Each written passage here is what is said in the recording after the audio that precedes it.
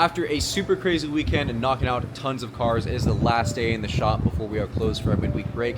Here on a Monday, we have this 2021 Toyota Tacoma in the, I think it's called Lunar Rock gray color. And it is the last vehicle for us to knock out before we are done. So, Kevin and Jen are going to be applying while I am going to walk around and follow them with a camera so that way you guys get to see them apply Icon Rocklear to the Tacoma. This one was in really good shape, so if you ever are curious, Noah, my car is a couple years old already, 4 or 5 years old. Is it still too late to apply Rocklear? If it's in good condition, it's still a great time to do it in that time period because it is a little aged, so we are restoring some of the clear coat shine and everything, but you're getting to it before the oxidation and damage and chemical stains has really started to add up. What are you hiding from chat, Jen? Is that how all the Gen Z kids do like their videos, their photos? Like, yeah, there you go. There you go. Hold on. The Gen Z photo dump special, right, bro? Yes, sir.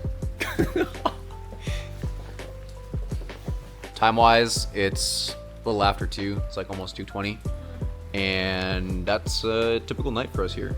So 2, I consider 2 to be early. As long as we don't get to go home at 5, it's a win for me.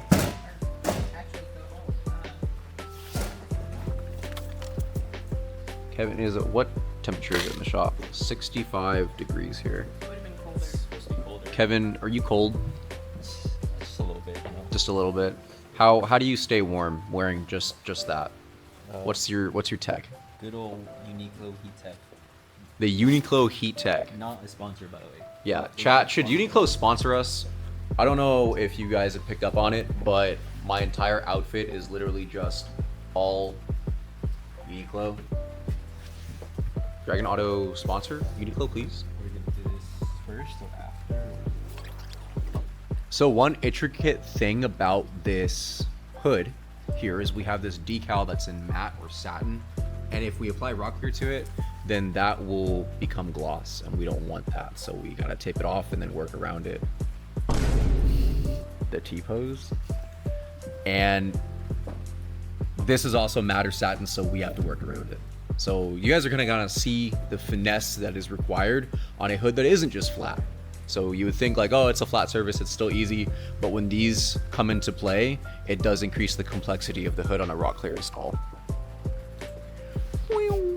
Okay, so they are starting to put the Rocklear out, so the gas is now live. I'm gonna put my respirator on so I don't get lung cancer. And hopefully you guys can still hear me with this on.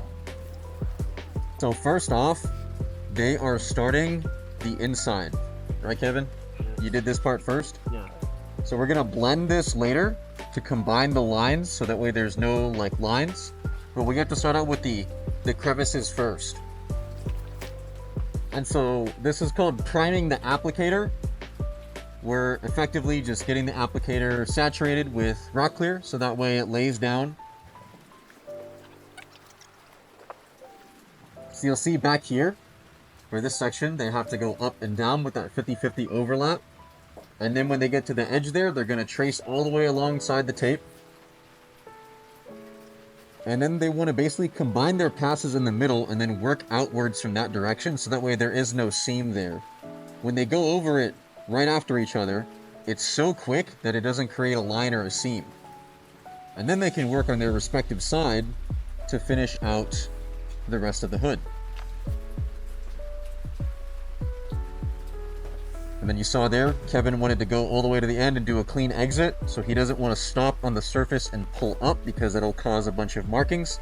He wants to keep going, just straight off the edge of the hood in one clean, smooth motion. So because we already debadged this section earlier, this is going to be a lot easier for Jen to just go back and forth without having to work around those badges, so that way the main painted surface can get a nice, flat, even application without getting interrupted where she has to stop and then go up and then down and around it. We just want one smooth pass from left to right.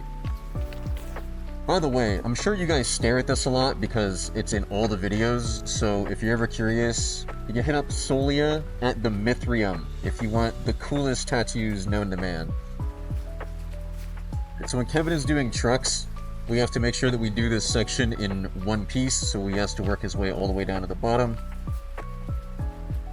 And when you run out of product and you have to reapply like that, you want to start where you left off, and doing it immediately after will make sure that there's no seam or line that's present.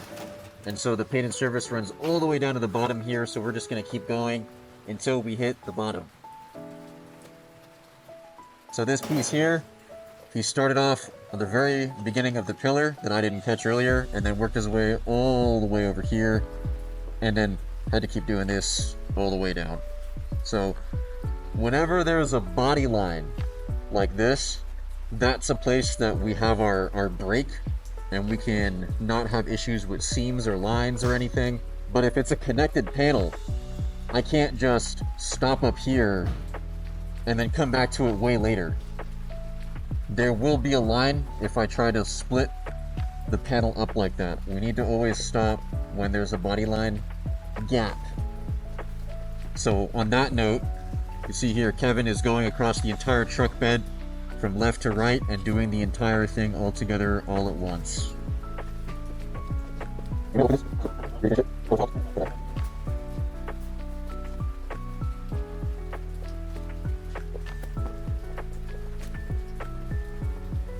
And then so you may ask, if you remove the badges in the rear of the car, then why did you keep this one?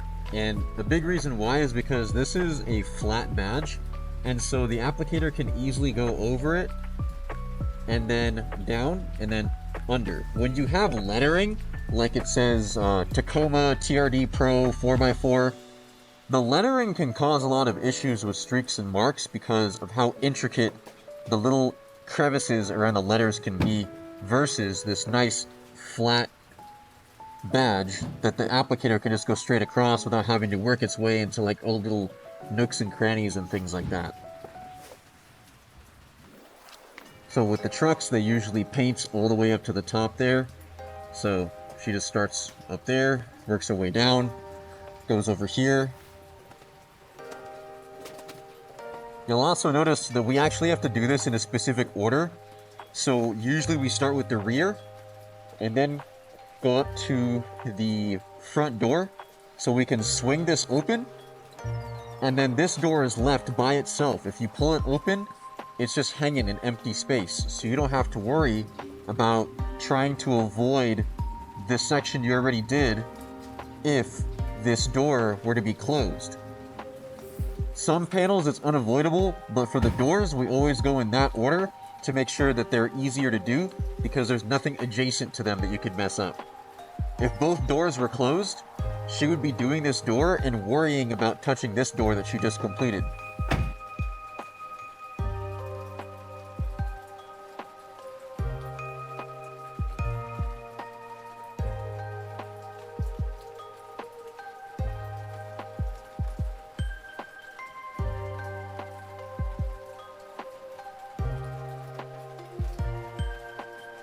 So you'll see here that Kevin is starting first with the door handles because we want to make sure that we get inside of the crevices here.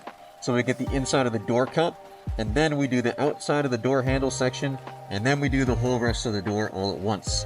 And he's doing this quick enough and getting over here quick enough where when he passes back over it, it's going to bridge that seam and you're not going to see any lines in that area.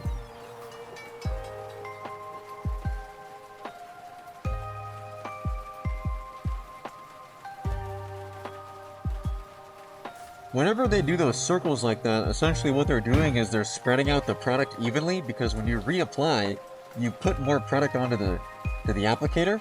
But if you just immediately touch your area like over here and then just start going again, sometimes there'll be too much product and it'll actually start to run. So if you spread it out in an area first, then it's not going to run when you resume where you needed to pick up from.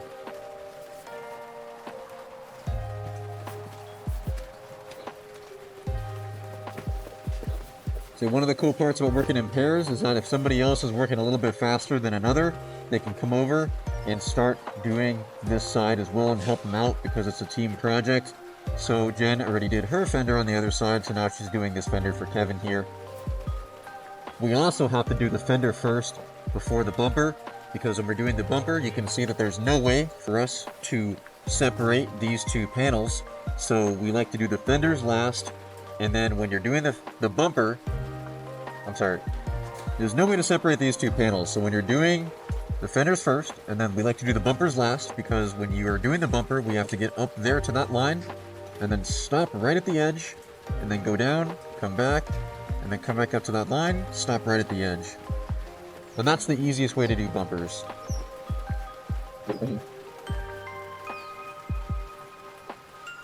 So, with a lot of practice, it's not that hard to be precise on these edges, because when you get really, really close, you can see the edge of your applicator, and you know when it's at the very edge of this line right here without touching your freshly done panel over here. Because if Jenn were to just touch this, it would leave a smudge mark or something like that, and we don't want that after we get a nice glassed out finish.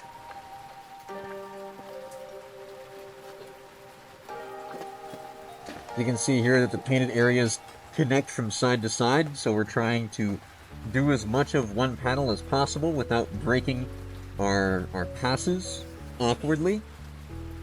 So then she can pick up from there, come over, and then just start working her way up from the bottom, going left to right, and then just kind of snake her way up to the top.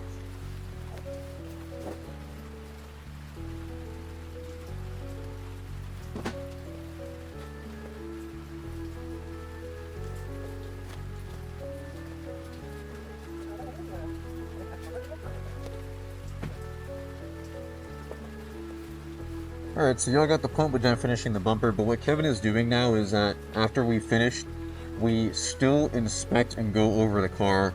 We check over our work, we check our areas to make sure that there's no areas that get missed.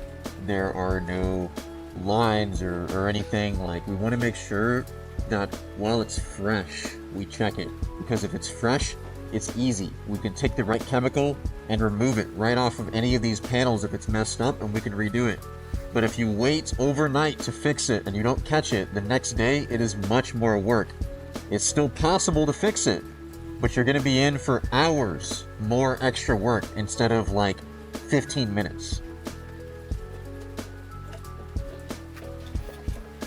Alright, and that is it for the Icon Rocklear install. We pretty much already finished our inspection, checking over the cars. Not too hard on a Tacoma like this, especially with two installers that have hundreds of cars worth of experience.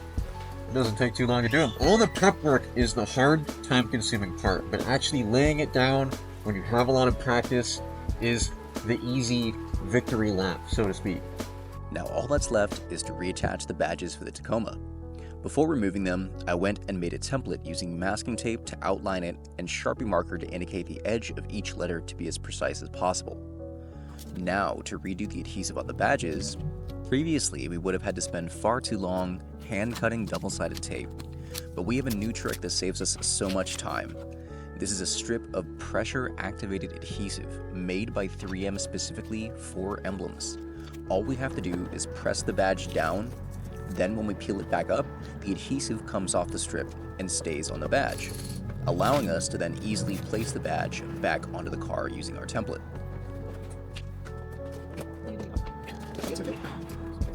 Now it is all finished and ready to be returned.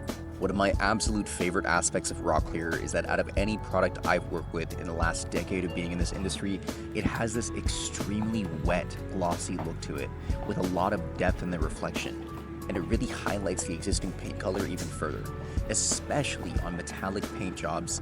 It just makes it pop and sparkle in the sun like nothing else.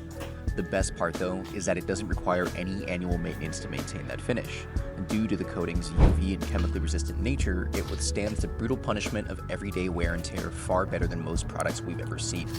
If you're curious about the full process of what goes into an Icon Rocklear install, from start to finish, check out this video we did highlighting it on this black FK8 Honda Civic Type R that's on the screen now.